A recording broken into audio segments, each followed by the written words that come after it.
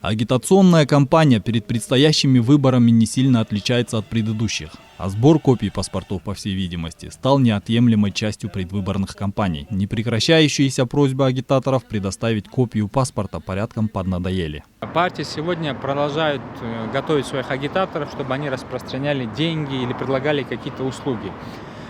Здесь, наверное, есть смысл защитить, государство должно взять на себя ответственность и защищать вот этих квартальных, этих айылбашчы от этих манипуляций.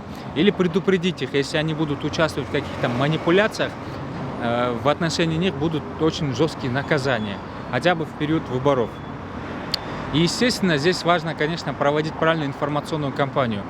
Например, многие граждане не знают, что то, за кого ты проголосовал, не может знать никто. Сбором документов избирателей, как правило, занимаются обычные студенты, преподаватели, домкомы или квартальные. Для чего нужны паспорта? Если в двух словах, то таким образом представители штабов кандидатов отчитывают, что побывали у избирателей и провели агитацию. Их зарплата напрямую зависит от числа людей и домов, которые они успели обойти. При этом агитаторы не всегда используют законные методы агитации. Они манипулируют людьми, пугают их тем, что сдавшие копию паспорта теперь могут голосовать только за определенного кандидата.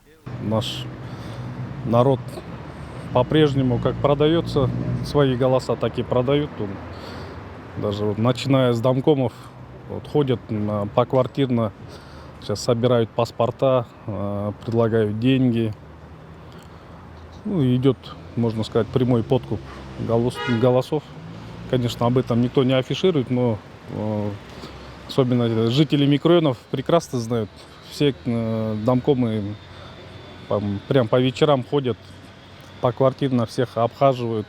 Граждане беспокоятся, что факту сбора документов во время выборов не уделяется должного внимания. Они считают, что обычный, на первый взгляд, метод агитации способствует подкупу голосов и может ограничить право выбора гражданина.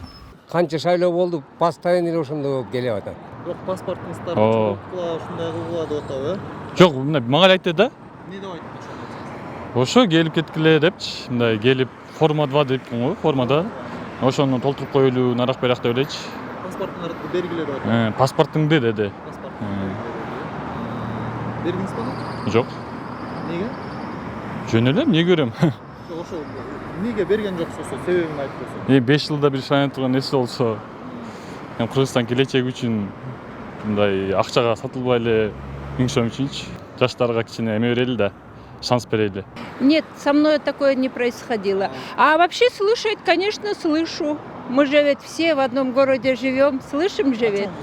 Подкупают, собирают паспорта, даже приходят, это было в прошлый раз, в прошлом созыве депутатов, да, знакомым, моим родственникам приходили, предлагали денег. В самой избирательной комиссии сообщают, что жалобы по таким фактам поступили. Представители ЦИКа призывают граждан не передавать агитаторам копии своих паспортов и сообщать о нарушениях законов в правоохранительные органы. С начала предвыборной кампании к нам начали поступать заявления о том, что со стороны неких представителей местных самоуправлений идет сбор паспортов, попытка заполнения форму 2 с помощью копий паспортов избирателей. По этим фактам ведутся работы. Никто не имеет права собирать паспорта избирателей, снимать копию. Поэтому наши граждане должны четко понимать.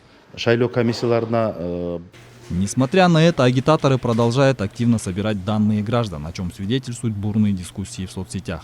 Вместе с тем, несколько дней назад в интернете кыргызского сегмента появились аудиозаписи о подкупе голосов, где было возбуждено уголовное дело. В законе о выборах депутатов Жогорку Кеңеш прописано, что кандидат или его близкие, увлеченные в подкупе голосов, привлекаются к уголовной или иной ответственности. Человеку, подкупающему голоса избирателей, может грозить до 2,5 лет лишения свободы. Азамат Кенжешев, Алтынбек Саакиев, Нью ТВ.